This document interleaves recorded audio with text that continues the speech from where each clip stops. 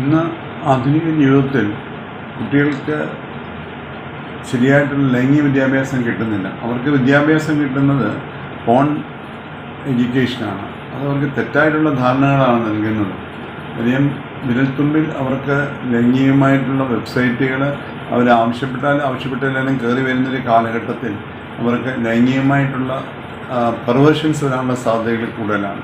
അവർക്ക് sex education വളരെ പ്രാധാന്യമുള്ളതാണ്.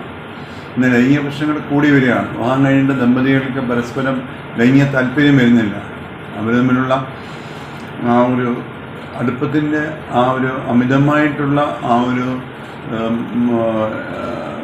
ലൈംഗിക കാഴ്ചപ്പാടിൽ വന്ന വ്യത്യാസമാണ്. അപ്പോൾ അതിൻ്റെ പ്രശ്നങ്ങൾ എന്താണ്, ക്രോണിക് മാസ്റ്റുർബേഷൻ്റെ പ്രശ്നങ്ങൾ എന്താണ്, ഇൻ്റർനെറ്റ് ഫോൺ അഡിക്ഷൻ്റെ പ്രശ്നങ്ങൾ എന്താണെന്ന് കുഞ്ഞുങ്ങളെ പഠിപ്പിക്കുകയും വർഷങ്ങളോളമുള്ള അതിൻ്റെ യൂസേജ് അവരെങ്ങനെ അഫക്റ്റ് ചെയ്യുമെന്ന് നമ്മൾ അടുത്ത തലമുറയെ പറഞ്ഞ് മനസ്സിലാക്കി കൊടുക്കണം. ഇപ്പോഴത്തെ തലമുറ ജീവിച്ചൊരു കാലഘട്ടമല്ല അടുത്ത തലമുറ വരുന്നത്. അത് അവരിൽ ഒത്തിരി പെർവേർഷൻസ് ഉണ്ടാക്കുന്നുണ്ട്. അവർ പേരൻസ് അറിയാതെ അവരിങ്ങനെയുള്ള സൈറ്റുകൾ അവർ കാണുന്നുണ്ട്. അല്ലെങ്കിൽ കുട്ടികളുടെയും മൊബൈൽ ഫോണുണ്ട്. അവർ നമ്മൾ വെളിയിൽ അവർ സൈലൻ്റ് ആയിരിക്കും. പക്ഷേ ഇതൊക്കെ വിവാഹം കഴിഞ്ഞ് അവരിൽ ഒത്തിരി പ്രശ്നങ്ങൾ, കല്യാണം കഴിക്കാൻ താല്പര്യക്കുറവ്, വിവാഹത്തിന് താല്പര്യക്കുറവ്, വിവാഹം കഴിഞ്ഞാൽ ലൈംഗികത്തിൽ ഇടപെടാൻ പറ്റാത്ത അവസ്ഥയ്ക്കൊക്കെ ഈ ലൈംഗികമായിട്ടുള്ള പെർവേർഷൻസ് കാരണമാണ്. അതുകൊണ്ട് ഇന്നത്തെ തലമുറയ്ക്ക് നമ്മൾ സെക്സ് എഡ്യൂക്കേഷൻ മസ്റ്റായിട്ട് കൊടുത്തേ പറ്റുകയുള്ളൂ. അത് വളരെ ഇമ്പോർട്ടൻ്റ് ആയിട്ടൊരു കാര്യമാണ്.